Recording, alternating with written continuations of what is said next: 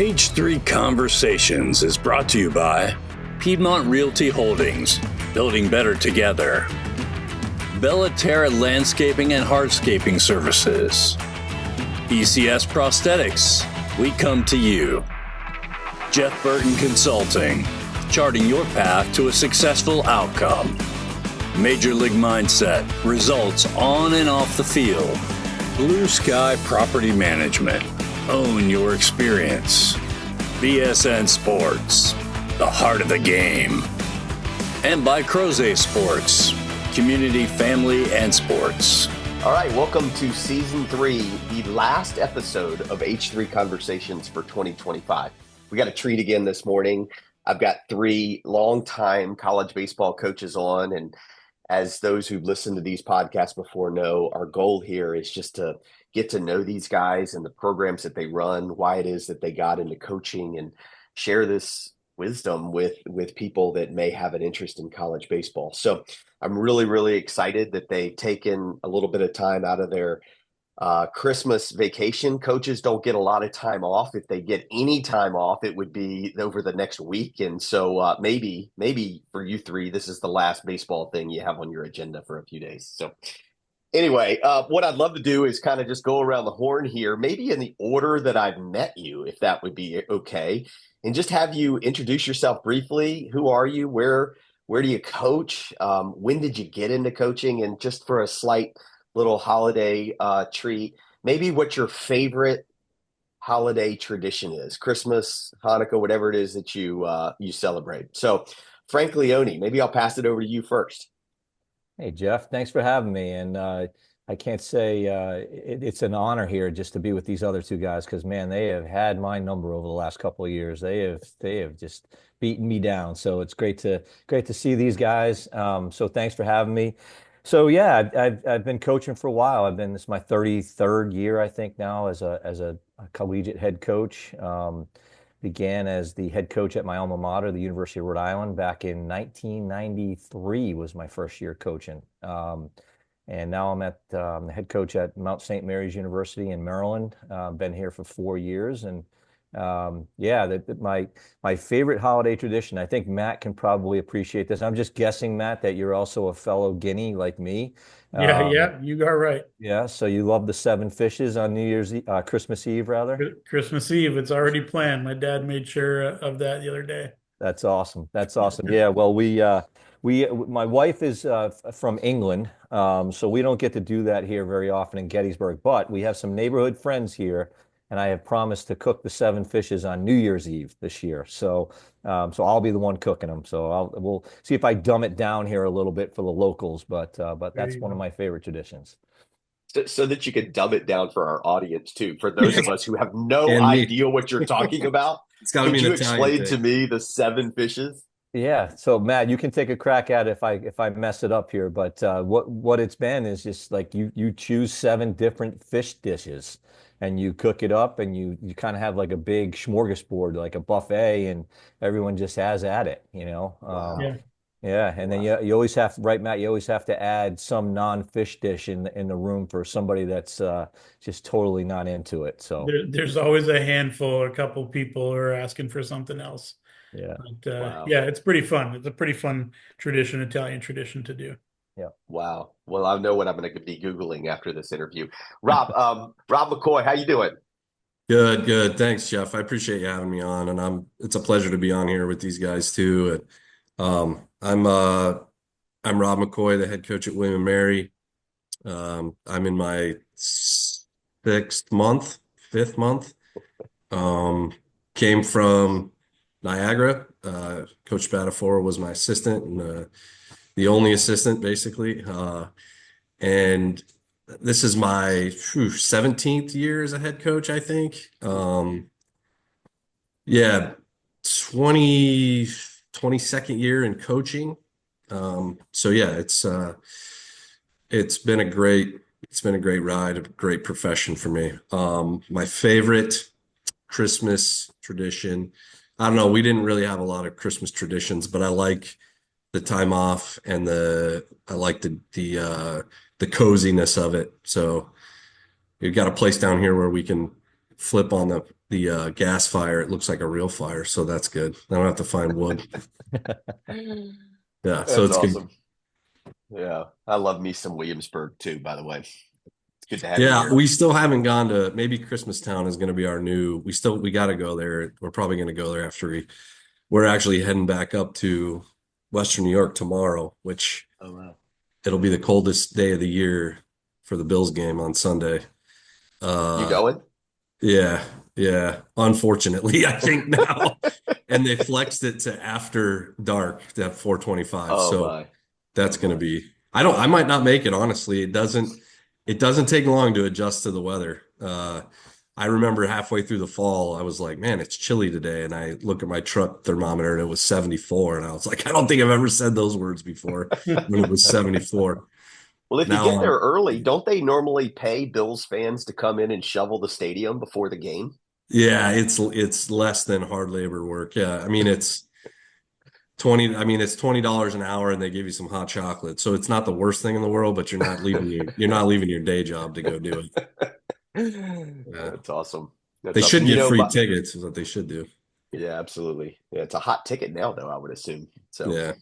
I need Josh Allen to get about 60 points this weekend so I can beat my wife in fantasy football. Oh, do you have him? Yeah. Yes. Yes. I don't know about that. It's going to be chilly, so they probably won't run up the score on him too They're much. playing the Pats, man. Come on. It's You've time got to be get a Pats retribution. fan, Oh, I'm right? a huge Pats fan. You kidding? Yeah. I've been silent for the last 2 years now. Yeah, it's been a rough one. It's been a rough yeah. stretch. We decided that we're going to replace the greatest coach of all time in any sport with a guy that's never been a head coach before, and we're going to Yep. get better results. So, Yeah. You're not paying him $20 million a year or whatever the old guy used to get, though. He might have been worth it, though. yeah. All right. The newest guy that I've met. In fact, we just officially met about 10 minutes ago. So, Matt, how you doing this morning? I'm great, Jeff. I really appreciate you having on, and I thank Rob for the introduction too, and inviting me to join this great group and just talk some baseball and programs and stuff. And yeah, I'm really, really excited to be on with you guys. I've been here, so like I said earlier, I think 2011 started as the volunteer and just worked my way up and worked with Rob the whole time. And when he moved on, I was fortunate enough to be given this position to keep the program rolling in the right direction. And that's kind of what my goal is for the time being right now. Started coaching at Arkansas Little Rock, my alma mater. And then I'm Canadian, so there was some visa issues that I had to straighten out before I could get back into the college game. So, my road is a little different than a lot of people, but it ended up in a good spot. That's awesome. Yeah. So so the seven fishes thing has already been taken. You got to come up with a different tradition, buddy. You can't, Yeah, no, that's more. a good one, and I didn't think about that earlier when you had sent that some of the questions, but like we don't have any traditions, but we go all in on Christmas. Like my house is a winter wonderland. Like lights, the elf is there, 2 Christmas trees. Every time you turn around, there's some like a Santa or something. So we just go all in for the kids and try to make it fun for them and just have family over. It's a fun time of year. That's awesome. Yeah. Well, for you guys who maybe don't know about H3 Baseball quite as much as some guys that I have on here, I mean, H3 was an organization that we started 13 years ago. And to be honest, it was Brian O'Connor, who's now the UVA head coach, Jim Ryan, who's now the president of the University of Virginia, and one other local hedge fund guy. We were sitting around, we had a weekly kind of breakfast meeting. And all of us had young kids at the time. This was probably 2010. My oldest at the time was 11. I was coaching Oak's son and President Jim Ryan's son in baseball. We were starting to notice all the problems in youth sports, and we just decided let's create an organization to fix some problems. We didn't define it at the time, but I think it was kind of an interesting start. And as has often happened to me, those guys went on to big and better things, and I got left to run an organization called H3 and build a team. And we've gone through a bunch of different iterations over time. But one of the things that we do, in addition to trying to take advantage, trying to help kids who come from disadvantaged backgrounds have opportunities in the game of baseball, is we want to take care of the coaches who take care of our kids. And Frank, you and I had this conversation standing on the concourse of Liberty University this Mhm. summer about just how difficult this business is. I think that there are a lot of people who think you guys have the greatest job in the world, and maybe there are days that you do, but it's a hard gig. And I kind of want to go back to the beginning and what it was that got you into it. Again, to the opportunity you probably all played, and I'm guessing the opportunity to stay in the game was pretty alluring. But this is a hard job. Typically, you're not paid all that well when you get started at it either. So, Frank, maybe you could go back to the very beginning and just kind of tell us how you got into it, maybe who inspired you. Yeah. So I think my road into college coaching is probably a little different than most. So I was actually, after I finished my playing career at URI in 91, I took a job with Ernst& Young accounting firm. And I was with Mm, Ernst& Young for a year. And the spring of 92, the year after I finished playing, I went to go see those guys play one weekend. I went on a Friday and they weren't practicing. And, they had, I think it was Temple University was coming in to play them that weekend. And, I wondered what the heck was going on. So I ended up, had to leave. There was something happened. I had to leave. I couldn't stay for the games that weekend. But on that Monday morning, I called up my coach and I said, Coach Morris, Dave Morris was the head coach at the time. And I said, Coach, I noticed you weren't playing, weren't practicing on Friday, and they had gotten swept over the weekend. I said, I'm thinking about maybe trying to go back into coaching, or get into coaching. This public accounting thing doesn't really mesh with me. So, anyways, long story short, he said, well, just stay where you are. I'll call you back in 5 minutes. mm, I'm 23 years old. He calls me back in 5 minutes and tells me I should put my name in for the head job. He had just resigned. And so lo and behold, URI was talking about dropping the program. Title IX, all that craziness that was running rampant in the early 90s. And so I put my name in for the head job, and it came down to me and a 78-year-old guy. And I think they figured that with the young guy, they could get rid of the program a lot easier. So they brought me in. $5,000 salary. My dad almost had a heart attack. I gave up the job at Ernst& Young, and I had to move back in with my parents. I will never forget the day that Mike Stone, the former head coach at UMass, you guys probably remember Mike Stone, right? Mike Stone calls me at home. This was before cell phones, and my mother answers the phone.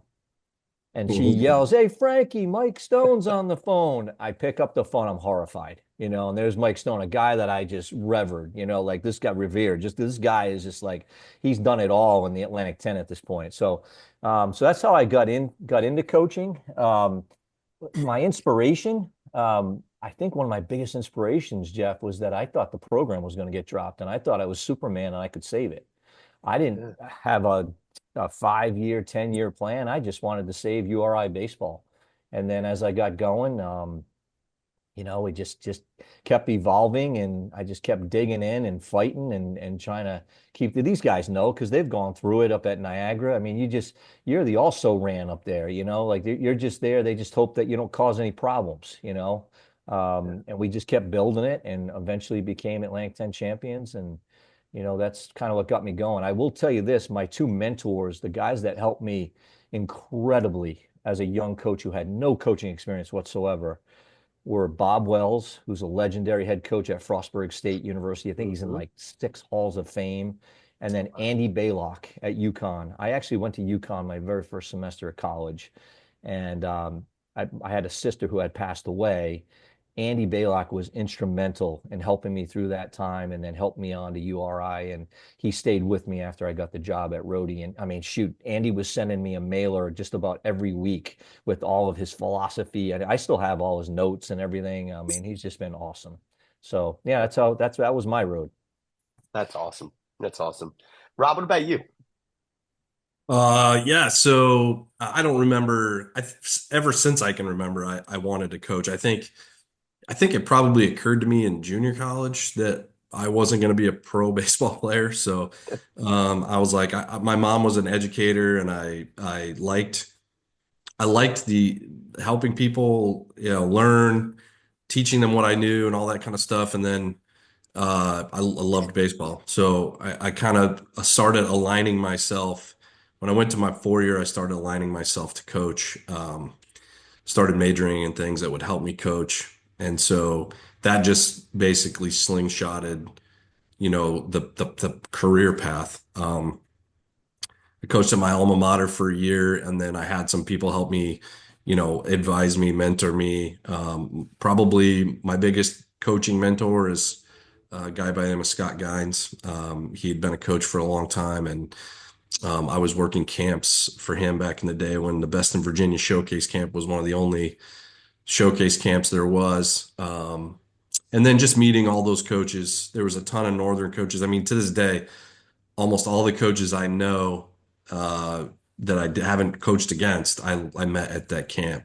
And so that, I went to grad school at UVA, and then Coach Womack helped me get in at JMU for a year with Spanky McFarland, which was huge for me. And then I went up to Niagara because nobody will hire you unless you have recruiting experience, and you can't get recruiting experience unless somebody hires you. So I wasn't a D1 player. I didn't have an alma mater situation that some people have. So I just took a chance, and I went up to Niagara with a guy that I had met at the Best of Virginia camps, and I was there. I was only going to go up there for a year and cut my teeth recruiting and do such a great job that I was going to get a job somewhere south, and it was going to be super easy. And then, 18 years later, I was still up there. 2.5 years in, I get the interim head job, got the head job, and then sort of like Frank was talking about, I never had a 5-year plan. All I knew is that if I tried to do the best I could and stay in where I was and stay in as long as I could, you start out as a young volunteer in 2005, six, and you just last longer than everybody. You just refuse to give up, like Yeah. no matter how hard it is, you just keep grinding and believing in what you're doing and learning new stuff. And yeah, so and then we ended up winning the first MAC championship in Niagara history this last year, set the school record in wins, and got an email a couple days after the regional from William and Mary. So the rest is where we're at now. That's awesome. We were talking right before we started recording that in that year that you spent in Charlottesville, when when you got to know Coach Womack, you actually coached at Charlottesville High School for a year, which a lot of folks in the Charlottesville area, I mean, H3 has Charlottesville origins, and folks will know that high school. What Yeah. do you remember about Charlottesville High School? Yeah, well, I learned a lot. I actually learned a lot. So it was 2 years of coaching Charlottesville High School JV. And I learned a lot from coaching that team because, if Charlottesville has an inner city, like which it does a little bit, that's where the kids come from. And, I was coming from a super strict, like regimented background, never miss, always be on time, that kind of stuff. And, you can't get mad at a kid who missed practice because he had to watch his baby sister because his mom was working 2 jobs. And so I learned as much from those kids and they were just playing it. They were just playing. One kid ended up, and what's funny is I kind of, the other day a Facebook memory popped up of that team, and I'm like, man, these kids actually really made something out of themselves. Like that kid that was babysitting his little sister ended up playing college football and semi-pro football, and yeah, and then there's like teachers and lawyers and doctors, and I'm like that. It was a ragtag group of. Plus, I got nothing else to do, so I'm going to play JV high school baseball. And a lot of them couldn't even catch and throw. We worked on play catch every day. Wow. So We that were was chatting. fun though. That's awesome. We were chatting a little bit about the origins of the Charlottesville Tom Sox, the summer team that I have involvement with. And when we were trying to decide where to play our home games in Charlottesville, the reason we chose Charlottesville High School was part of it was originally Charlottesville Tom Sox were originally seeded out of H3, and then we spun them off to be their own nonprofit. But we wanted to be an inspiration to the kids in the urban community. And frankly, Coach O'Connor and I talked a little bit about this. Like, if you want to inspire the next generation of players, you have to give them a vision for what they can become. And UVA had gotten so good, they almost felt like they were kind of beyond the reach of most kids.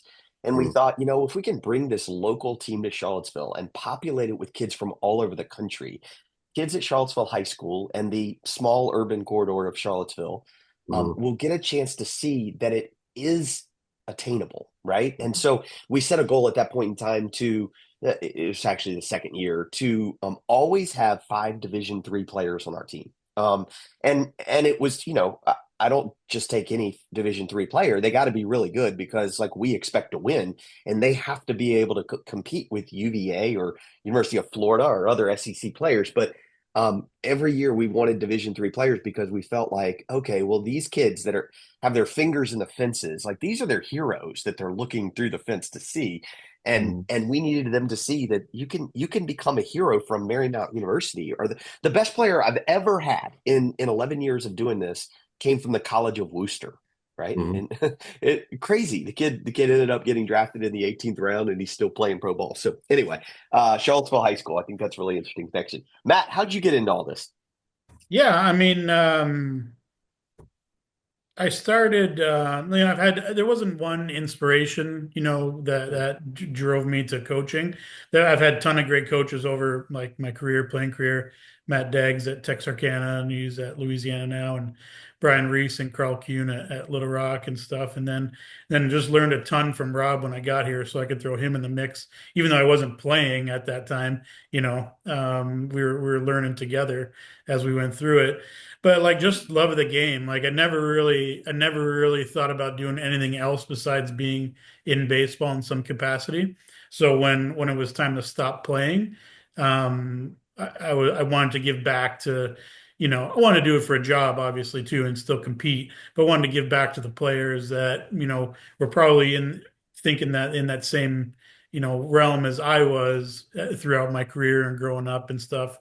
So giving back to them and all the stuff that I learned from previous coaches and family members and everything, that's pretty much why I do it and why I stay in it.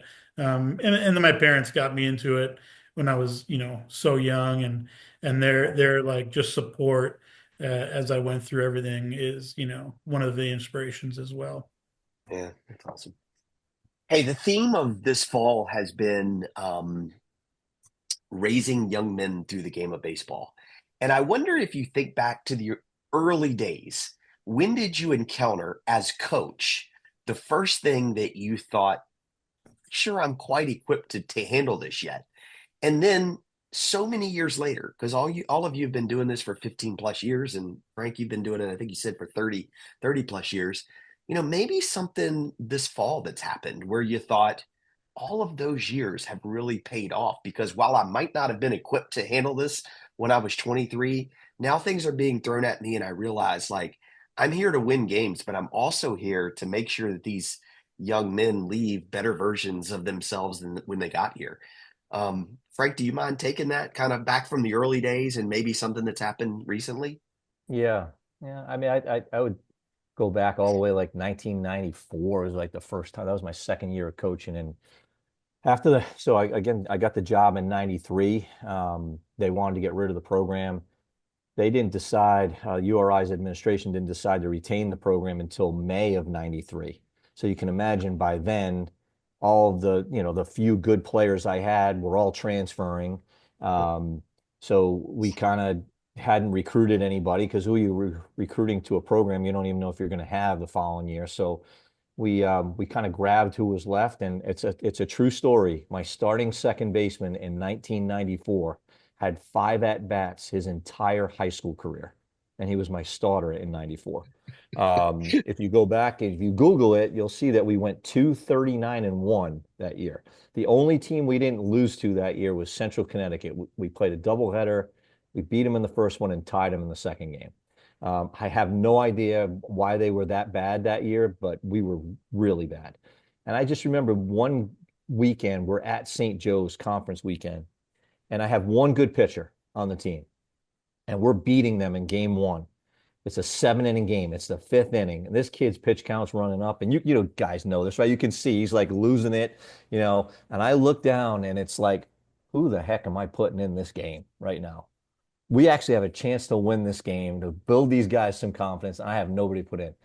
And so, long story short, this guy doesn't last. He ends up straining his forearm. We pull him out of the game. We lose that game, get swept. But that night in the hotel, I called up the athletic director from the hotel. And to this day, if you talk to him, his name is Ron Petro. He's the guy that hired me. And I said, Ron, and he said, I thought you were going to say, I resign.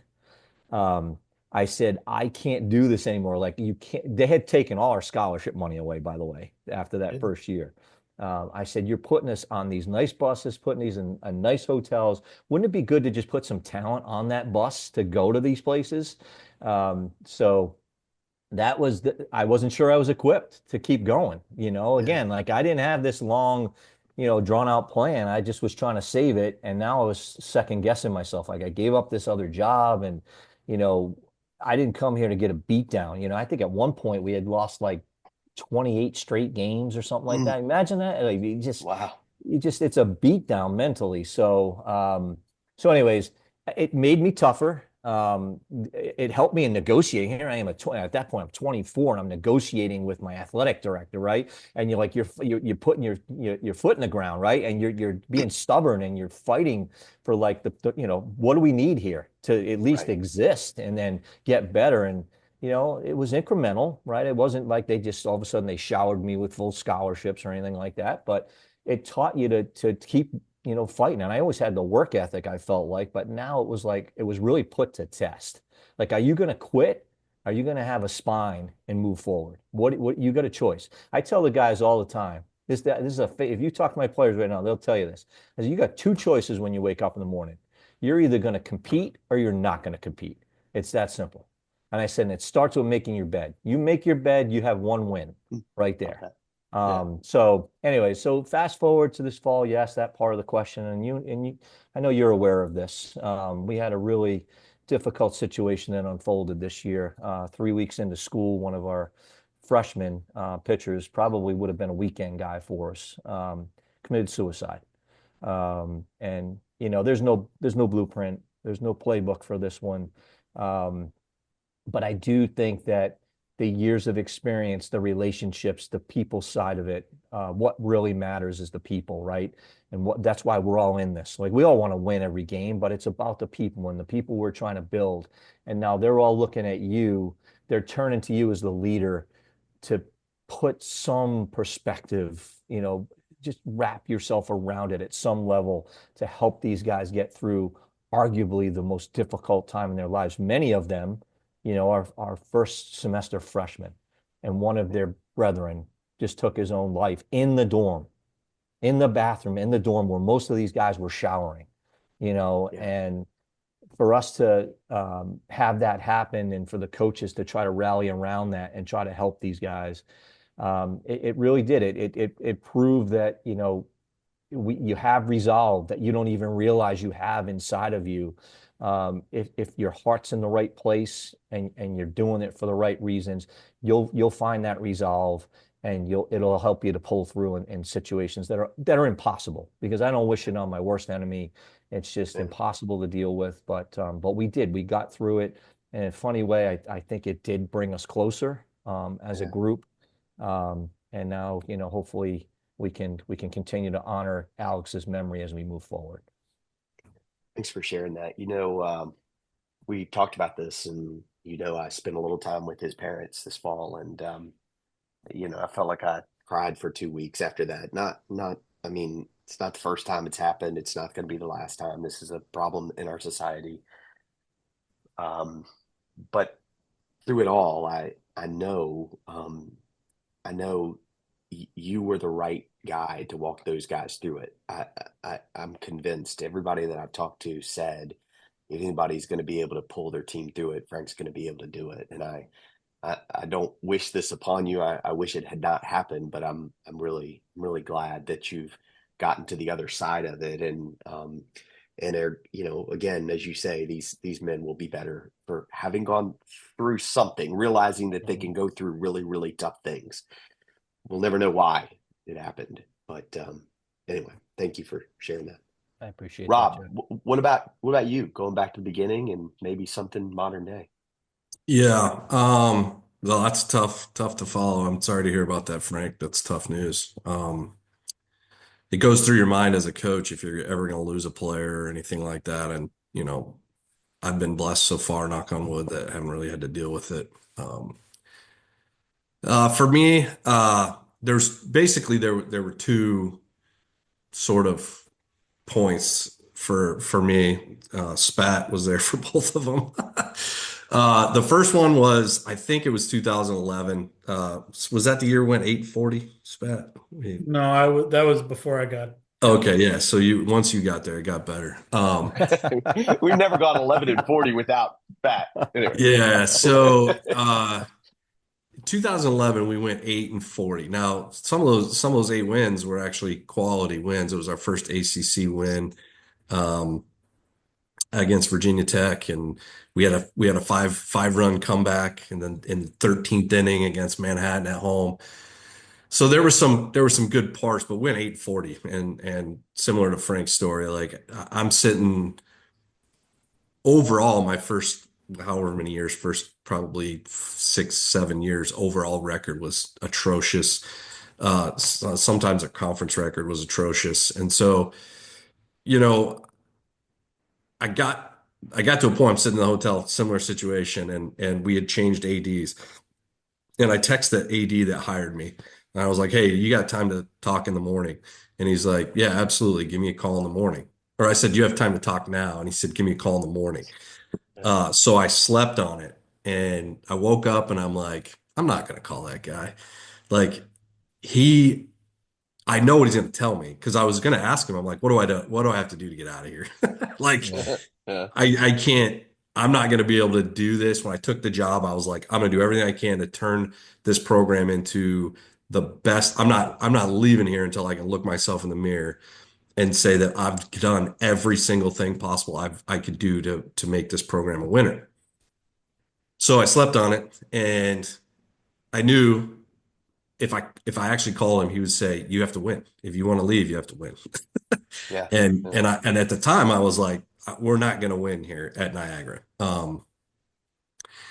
And so I kind of pulled myself up a little bit by my bootstraps, because I'm like, I'm not calling a guy and asking him how to get out of here when I know the answer. And so that kind of set the tone for sort of my it kind of flipped a switch for me in terms of starting to learn on a yearly basis. Like, one thing I've always been blessed to be good at is I take full responsibility for what happens in my program after each year. I take basically a whole week after the season, and I think about every single thing we did, and what could be different, and what I need to learn, and how we got beat, and the school of hard knocks type of thing.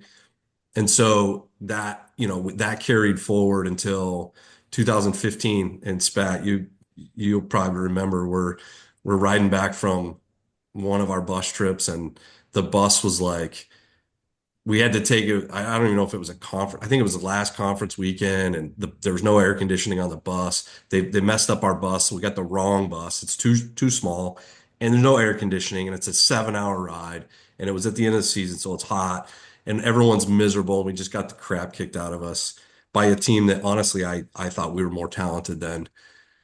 And I was like, something's got to change here, man. Like, we have to do something different. So you guys might be familiar, but I called Brian Kane, um, because I'd seen him in our conventions and stuff like that, and I had teased the idea, because I'm really big on the mental game, and I had master's degree in sports psychology. So I was like, we're just not getting what we need to get out of these guys.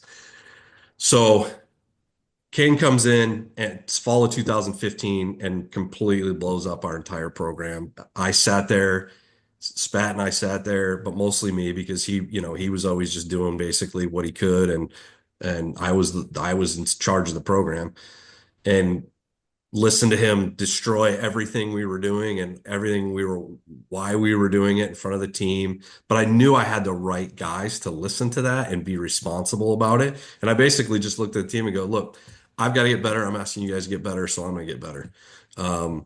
And that's when we hit the reset button on basically our entire program. And the first year was tough, but from 2017 on, we were just constantly building our culture and our team. And I had a ton of clarity about where we were going and how we were going to get there. And I've personally never looked back from that. That's awesome. That's Yeah. awesome. And then so for this fall, I always thought to myself, now I didn't job hunt while I was at Niagara. I only applied for one job my entire time there. And frankly, like last year was the year that I finally said, nope, I'm here. I'm gonna be like Tony Rossi. I'm gonna be here 40 more years, and Yeah. this is where I'm gonna retire.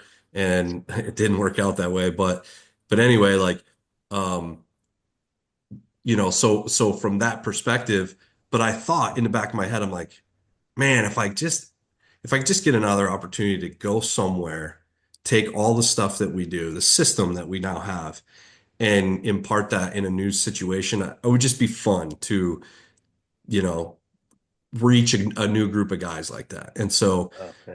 that's why it was super special for me this fall to bring in the stuff that we had so much success with at Niagara, and just see like the breath of fresh air that was breathed into these guys here when we're marrying the team, and the direction, that we're headed. Like Frank said, I have no idea if it's going to equal wins and losses. I believe it's going to equal wins. But more importantly, it's developing young men, it's developing leadership skills, it's mentoring, it's self-regulation, it's all those things that's going to make them better over time. Do you still use Brian Kane at all in the work that you do? Yeah, we use a handful of things from him that Yeah. we've over time, we've found the way it works for us. Yeah. Yeah. So we follow, yeah. One of my board members for H3 is Brandon Geyer, who some of Yeah. you may know. Yeah. And Yeah. we've talked a little bit about Brian Kane and what he's done over the years. And Brandon's done a fantastic job of carving out a niche for himself too. Yeah. He was actually on the phone call last night as I was interviewing 4 players who have just finished their freshman falls. And it was fun to hear him talk about kind of mentally, were you ready to succeed at the next level? Anyway, Matt, what about you? I never know whether to call you Matt or Spat. I mean, now that You because you're can always whatever. following. Either way is good for me. I Either kind of way is like I kind of perfect. like Spat. I kind of like Spat. Spat. It's very Yeah. easy to remember. Sticks in your Yeah. mind. Yeah. We have a spat on our staff now too. I You know. do. I know. Yeah. Been in the Yeah. conference for a while. Yeah, he has. Yeah, Wow. Spatty for sure. But yeah, like I'll take it away from the field a little bit, and like it happens almost like every year, and I still, or me, this is the way I feel about it. You still never know if you're ready for it or if you're delivering like the right information. It's like a double-edged sword. When a player comes in with like a personal issue or a relationship issue or a health, whatever it is, they feel comfortable to come in and talk to you about it. But then always in the back of my mind after the conversation is over, I'm like, did I give him what he needed in that conversation? And like, did I steer him in the right direction? And was he like fulfilled with coming in here and he didn't leave and he's thinking like, man, what the heck did my head coach just tell me about what was going on in my life, right? So for me, those are like the biggest things that uh, I think about when it happens, Yeah. like off the field stuff like that. So Yeah. Yeah. yeah, That's awesome. Hey, I want to end with kind of what your hopes are for the coming year, right? But I want to touch upon some of I don't know, the news of the day, right? I mean, I feel like whether I'm on the phone with a coach or a parent or a player, it doesn't matter. Everybody wants to talk about 34-man rosters or transfer portals or NIL. And then, the news that hit yesterday about, JUCO years perhaps won't count towards your 4 years of college eligibility. And I don't care how we do this. I mean, I just maybe go around the horn and just talk a little bit about, I mean, you've all been in this thing a long time and it's changing. I mean, I feel like we now have generational change happening about every 6 weeks. And I just like to hear you talk about some of this, Frank. Maybe you kick it off and pick one of those subjects, or maybe just talk about the overall landscape, however you want to handle it. Yeah. So just for me, and I'm sure the other guys, I know Niagara's dealt with it too now. I can't speak for William and Mary because I'm not really sure there, but we're 4 days after our conference tournament, and we had one of the best years in Mount St. Mary's baseball recent history. Made it to the conference semifinals. Of course, Rob and Matt beat us in the semifinals, and then we lost to Fairfield to get knocked out. But 4 days after that conference tournament, I got 7 returning potential starters that tell me they're transferring. And I'll be honest, I was beside myself for about 2, 3 days there. I was on my pity potty, like what the heck is going on? Like I never thought this was going to hit us I knew the Sharon kid was going to leave. LSU came and, picked him off. I mean, they were picking him off back when we were at Mississippi State during the year. So I understood that one, but the other 6 guys was like, wow, it was like a shot across the bow. So then I quickly pivoted after those 2 days and said, you know what? It's a new game. Old dogs got to learn new tricks. This is the landscape. This is what we got. We got to go out and we got to find guys that want to be here. And so, then we hit the portal and we go after the JCs. And of course, I didn't have a summer running around to college games all summer long and whatnot. But we found some really good players, really good players. And I feel like, although I think this is the part that I think all of us are going to be dealing with at the mid-major level is it's going to be hard to have continuity on your rosters moving forward.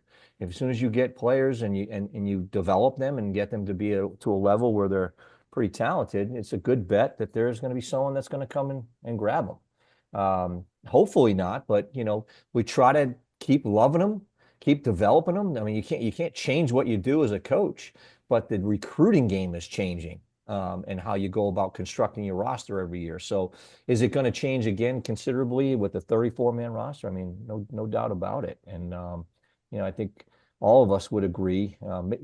Rob, I was at William and Mary, right? I had some junior college transfers in there. You're not going to get a lot of them probably at William and Mary, but you're still going to have to dip into some of those pools because you can't go up against teams that are running 23 to 25-year-olds with a bunch of 17 and 19-year-olds. You just can't do it anymore. If you expect to have success.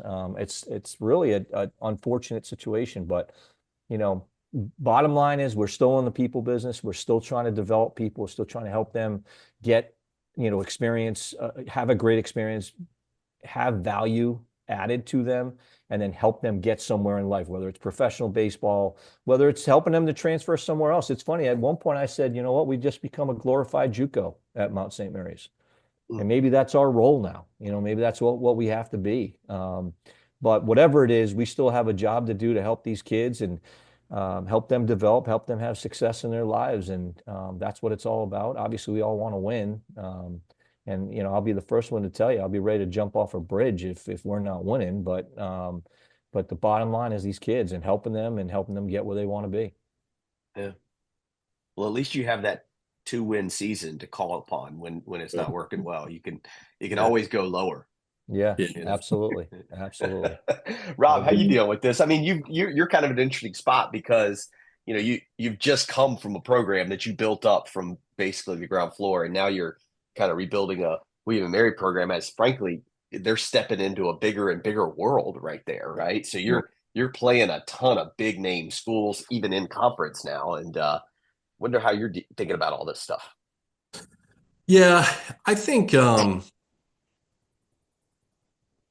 it's an interesting thing. The one thing I'll say is, and Frank sort of hit on it once he, after a couple days of dealing with it. I think the biggest thing to keep in mind for us as coaches is, or parents or recruits or whatever, is like, you can complain about this all you want, but you're just going to be yelling at the clouds. Like, this is a train headed downhill right now. Like, as soon as, a judge makes a ruling like that, and then you think about it, you're like, okay, so when did junior college start taking eligibility away from being Division I player? And you're like, why does that happen? Like, what difference does it make? How does the NCAA even have anything to do with junior college? And I'm sure back in the day, it all started out with a fairness or something like that, and I get that, but these rulings that are being made are like, they're common sense. We may not like them, but they're like, yeah, I mean, if you're not in sports and you're not used to this, and you're a judge or you're a lawyer, you're like, this makes no sense. Like 4 years of revenue sharing, if you stop a kid from making money for 2 years because you say junior college eligibility counts against them, then that's an antitrust issue, right? Like, it's the law.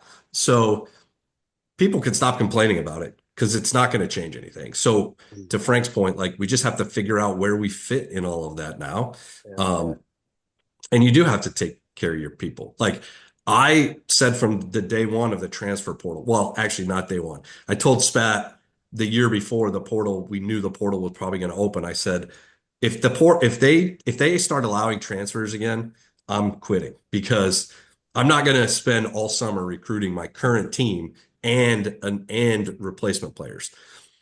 And then, we were working on our culture stuff and our team, and we were wrapping our head around that at probably the perfect time because what I found was I actually liked the portal. I feel like it forced us to be more creative and find ways to, I don't know, sort of.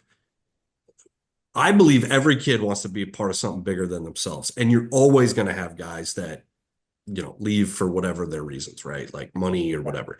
But to keep a core group of guys and give them an experience that makes them want to be a part of it. And then if you do have openings, they're like, hey, my buddy's leaving, let's bring him in too. Some of our most successful portal guys bringing in were friends of guys on our team that said, hey, we got something going on here. Let's come be a part of that. And so the combination of all that, forces you to find a way. So how do we take care of our people? How do we get them to, believe in something bigger than themselves, but yet still, be disciplined and teach them how to be men and all that kind of stuff. And so it's been an interesting journey from that perspective, but it's all changing. I mean, imagine a world where, your junior college doesn't count anymore. So almost every kid would go there. And so now we're recruiting out of junior college and we're recruiting out of portal. And at William and Mary, like we're not like it's really hard to get junior college kids in. So what happens? I don't know. I can tell you, I'm going to do everything I can to figure it out and get out in front of it. But from that perspective, I think it's just a matter of getting creative and trusting yourself, believing in what you're doing and how you're treating people and how you're running your organization. Because from the beginning of time, people want to be a part of a fantastic organization, whether you're keeping them there or whether you're bringing them in.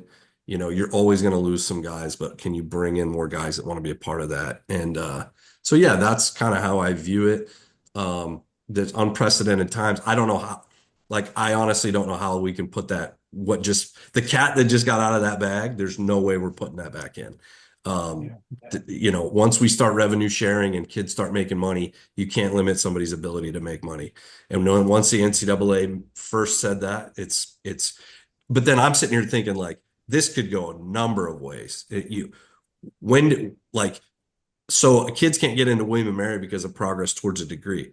All right. Well, why? Well, progress towards a degree keeps you from transferring, and not transferring keeps you from making money. So you got to get rid of progress towards a degree because you can't limit somebody's ability to go in. So pretty soon you're going to throw all the school out the window. You're going to throw all the transfer regulations out the window. You might throw the eligibility out the window because if a kid stays in college, like you even said, Jeff, at some point you have to get a job. Well, what if their job is making NIL money because they're super good at playing football, right? In college. Yeah. That's a job now. And it's only a matter of time before that becomes a reality. So, but the landscape of the NCAA and especially college baseball, when those basketball and football players get these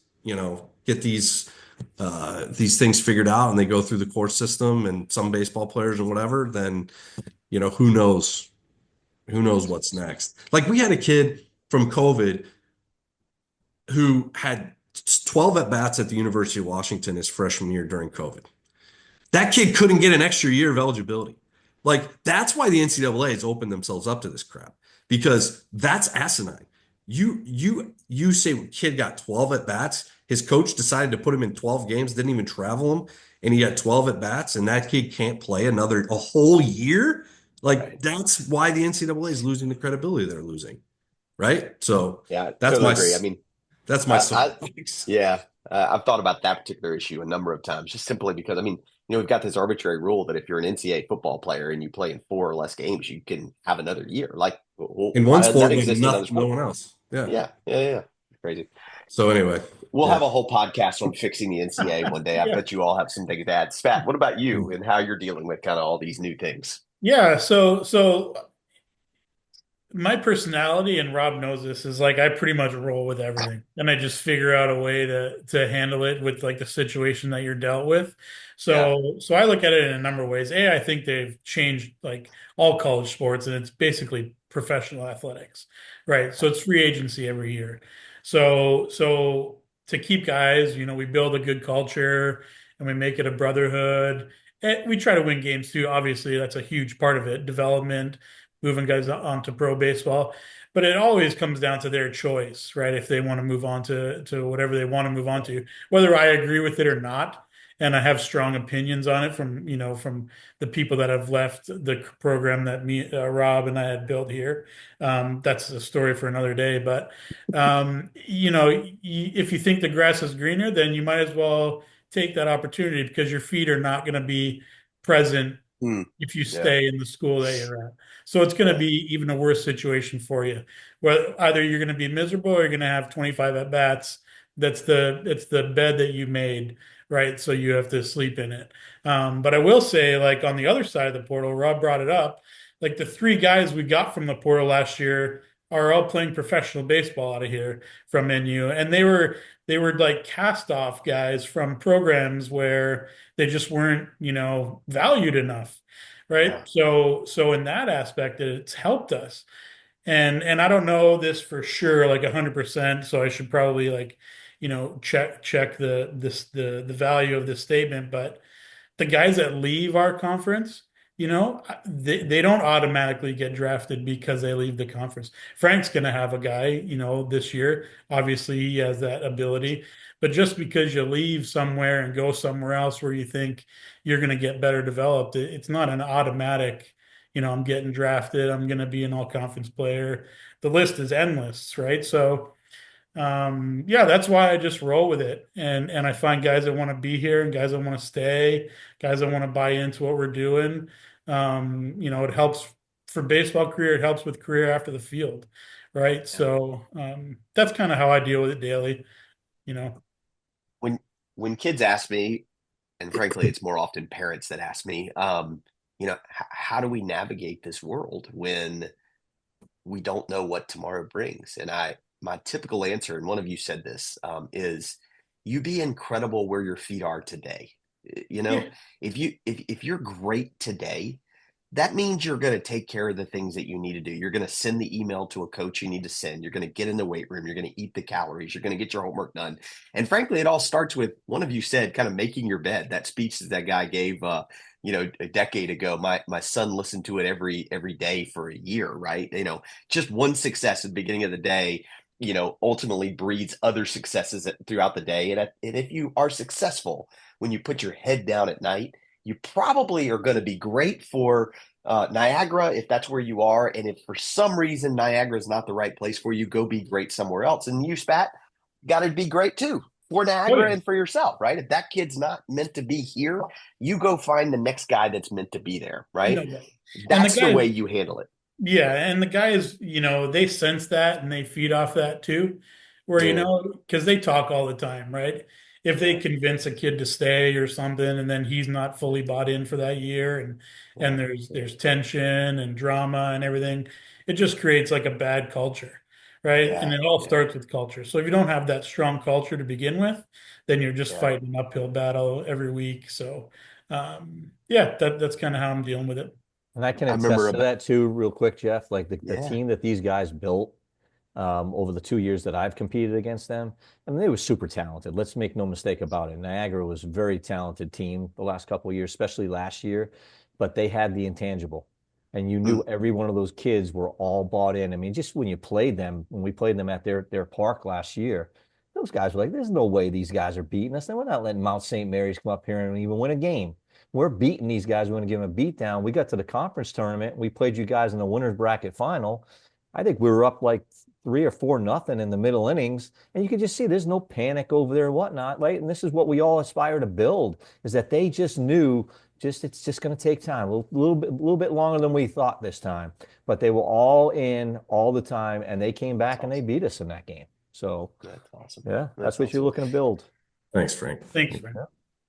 Hey, we're close to the wire here, and I typically tell everybody an hour, but I'd love maybe for you guys to send us out just talking a little bit about your hopes for the spring. I mean, Christmas break gives us a time to pause and reflect on a bunch of things, but your baseball coaches who are getting ready to embark on a 56 game schedule coming up in the spring, and I'd love for people to kind of know what to expect of your programs at this point in time. I know you can't predict wins and losses, but what do you love about what you got right now? Frank, you want to? Yeah. Yeah. I mean, so some of the stuff that I think that, we were struggling for a while at the beginning of last year. We were really struggling. And then we kind of turned it on at the end. We had a kind of a come to Jesus moment after we had played one of our series in April. And what we discovered was there was a lot of internal bickering and selfishness and cliques and things like that. And again, these guys have talked about culture. I mean, over the years, I've put X's and O's aside. I'm not going to bore you with how much stuff we do with our culture, but we do a lot of intentional things that these guys are talking about, right?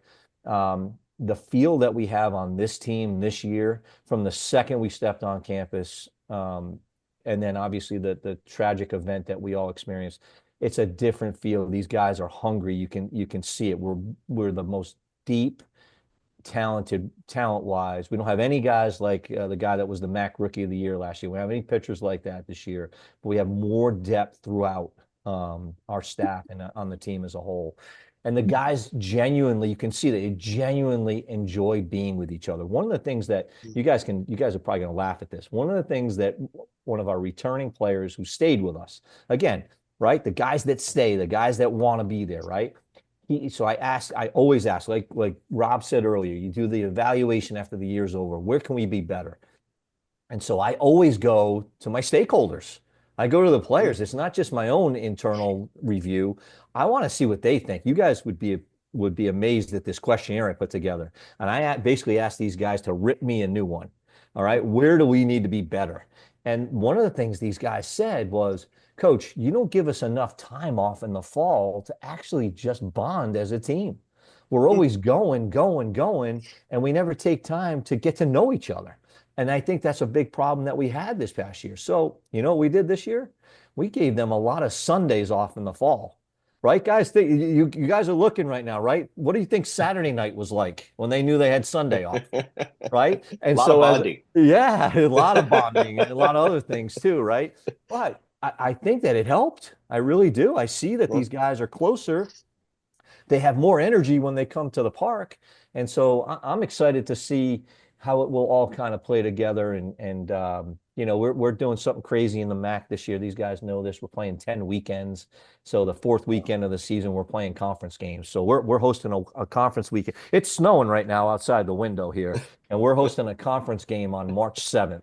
So we'll see what that looks like. But I'm excited to see how it all comes together. It's a new feel here at the Mount, and I'm excited for it. I really am. I haven't been this energized in a while. Love that. Love that. Rob, what about you? Awesome.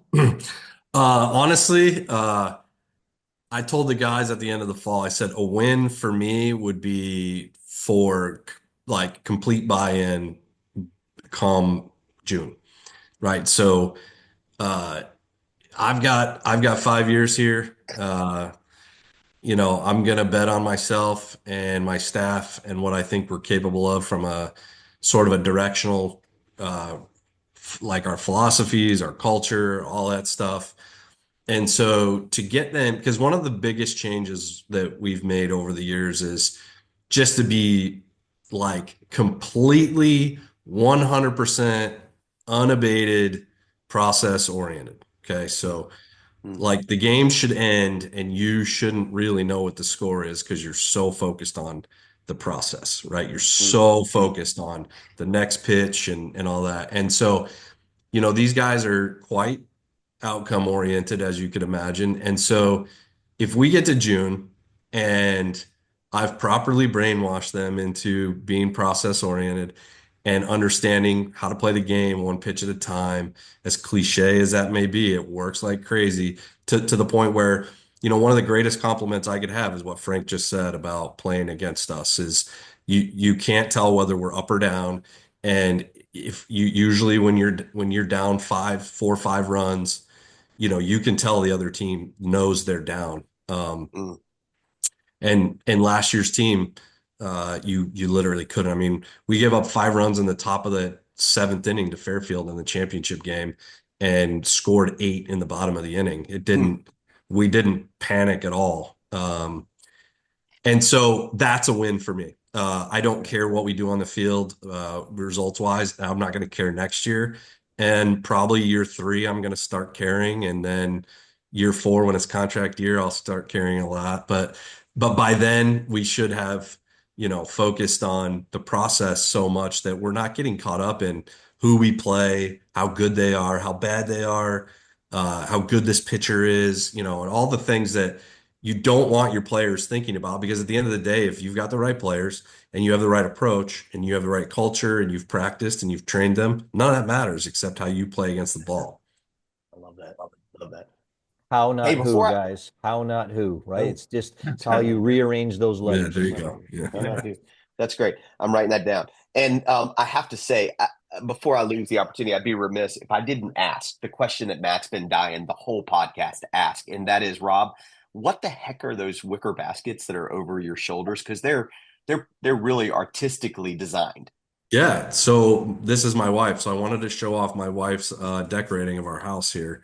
So Oh, as I was thinking about where to sit for this, because that's always in the background, yeah, yeah. what you're looking at, I thought I would, I'm hiding the mirror a little bit, Oh, yeah. Well, but it shows the back of your head. Yeah, she did a great job though. And she did a great job. I see in your background that one of our top shortstop recruits that we didn't get. So Oh, dude, I'm so sorry. I didn't that's think about grinding that. me. That's grinding me And as you know I'm. what? If I turned the camera around, you'd see the 3 guys that you did get, actually. Oh, okay, do Yeah, yeah, that. yeah, Yeah. yeah. My entire wall is filled with these kids' graphics. And my wife says, "What the heck are you doing?" But when I'm sitting here, and I don't care whether I'm on an investment call or a UVA hospital board call or a H3 call, it's fun to just think about these kids and their stories and all that they've been through. I was telling those kids last night when I interviewed them after their first semester, most of them I met when they were 14 or 15, and they couldn't put two words together, let alone a sentence or a paragraph or a conversation. And so to think about a Will Yao or somebody like that, right? And to think how far that kid is coming. And by the way, just be nice to him, right? In the world we're in today, he might be playing for you in 2 years. Who knows? You just That's not never lost know. on me, buddy. I'm sorry. I would have taken that down, though. I did not mean to rub salt in that wound. So, Yeah, I've been staring at it the whole time. yeah, well, maybe I'll try to change it. Right. Spat, how Yeah. about you? What do you think for this coming season? Yeah, it was funny that Frank brought up like the team building and stuff because like we have 23 new players this year, and and our roster right now is 32. So you can like imagine like learning everyone's name like from the ground floor. We did it this fall, right? So I told my assistant like we might as well just learn how to play together and not worry about one thing baseball wise this summer until everyone gets as comfortable around each other as they can and they like come together as a brotherhood or it's not going to matter, right, with all these new guys. So we really focused on that in the fall with team building, and going out different places together as a group. And then obviously, practice was practice, right? You're always going to work on the baseball stuff, but we really had to really focus on building them together and as a team instead of just a bunch of new 23 individuals. And it worked. Like they hang out together. It's a really strong, close-knit group of guys. So that's what I'm most excited about is to watch them compete for each other. Mm, And see how they do that together because it's pretty special the way they came together with being all new from all over the country. Like when you lose that many guys a month and a half before school starts, you have to recruit from California to Florida to Washington. So to bring them all together and try to mesh them all together, that was like our biggest goal uh, in the fall. yeah, I got these 2 guys being in the top 4. Both of them will be in the top 4 again in the MAC here this year. mm, mm, Beauty. mm. Appreciate that. We'll see. I'll send in my, hey, Frank, you should see how close my coach's poll was last year. Really? Oh, yeah. It was Yeah. pretty close. That's Yeah. awesome. Good. I'll do it again this year. Write out your predictions. Yes, send them out. Guys, I can't thank you enough. I'll go back to the beginning, and the theme of this fall, which we'll close down and we'll come up with another good one, is raising young men through the game of baseball. And I've said this to other coaches, and I'll say it to you because I truly mean it. And I mean it more now than I did an hour ago. When we, as parents, send our kids off to play for people that we really only know through the recruiting process, you just hope that they're the types of men that will help you finish raising their sons. That was the advice that Carl Kuhn actually gave me in 2015 when my son was in his own recruiting process. And he ended up going to Davidson to play for Dick Cook, who was exactly that type of guy, right? Now, Dick retired a year later. But anyway, Rucker Taylor's that kind of guy too. And I just wanted you guys to know that if I had a son and he was looking to go play college baseball, you're the type of people that I'd want helping me finish raising my own son. And I can't give you a higher compliment. So thank you for what you do. And more importantly, thank you for how you do it. And just want to wish you guys a Merry Christmas, Happy Holidays, whatever it is that we're supposed to say these days. So, Thank all you, right. Jeff. Appreciate That's you, awesome, Jeff. man. Thank you so much. Yeah. Thanks, Yeah, Jeff. you guys- Looking forward to working with you more, man. You as well. H3 Conversations is brought to you by Piedmont Realty Holdings, building better together.